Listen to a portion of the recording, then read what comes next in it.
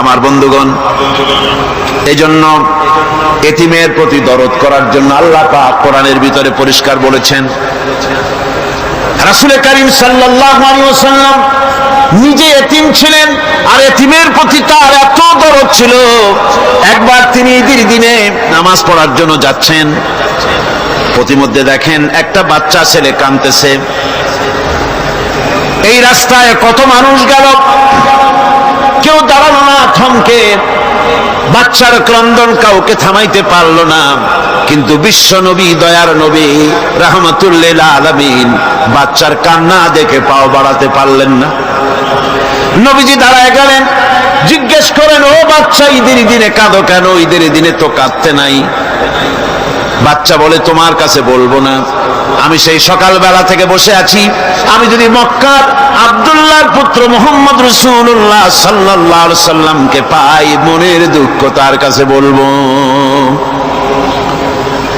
বিশ্ব নবী জমিনের উপরে বসে পড়লেন, বাচ্চারে কোলের উপরে উঠায় বলেন, বাচ্চা বলো কি তোমার দুঃখ? তুমি যার জন্য বসেছো আমি তো সেই এতিম নবী, কি বলতে চাও?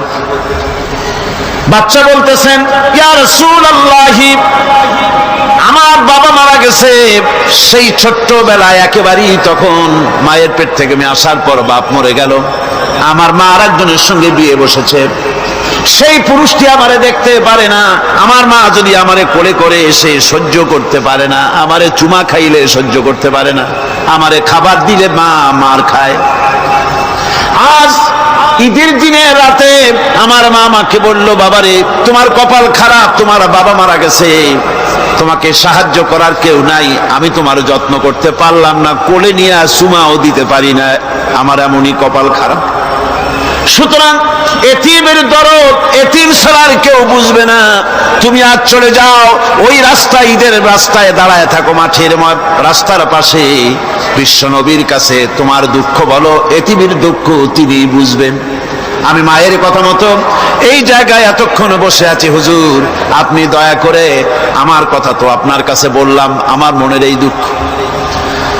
নবীজি বাচ্চার কথা শুনতেছিলেন, চোখ দিয়া পানি পড়তেছিল, বাচ্চাকে বুকের সঙ্গে জড়িয়ে ধরে নবীজি বলেন, ও এতিম, মুহাম্মদ সাল্লাল্লাহু আলাইহি ওয়াসাল্লাম যদি তোমার পিতা হন আর হযরতে আয়েশা যদি তোমার মা হয়ে যায়, বলো তোমার মনের দুঃখ মেটে নাকি? ছেলে ডুকরে কেঁদে উঠলো আর বলল, ইয়া রাসূলুল্লাহ, আপনি যদি আমার পিতা হন আর আয়েশা যদি আমার মা হয়ে যায়, এর থেকে বড় সৌভাগ্যের আমার তো আর কিছুই নাই। নবীজি এতিমকে বাড়ি নিয়ে গিয়ে হযরতে আয়েশার হাতে তুলে দিয়ে বললেন, আয়েশা রে, পবিত্র ঈদের দিনে আল্লাহ রাব্বুল আলামিন তোমার জন্য একটা উপহার পাঠিয়েছেন, এটা যত্ন করো।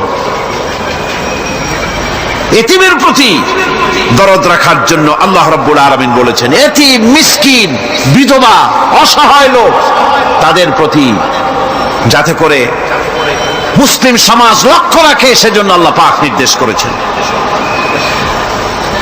বুখারী এবং মুসলিম শরীফের হাদিসে এসেছে, আস-সাই আলাল আরমালাত ওয়াল মিসকিন কাস-সাই ফি সাবিলিল্লাহ।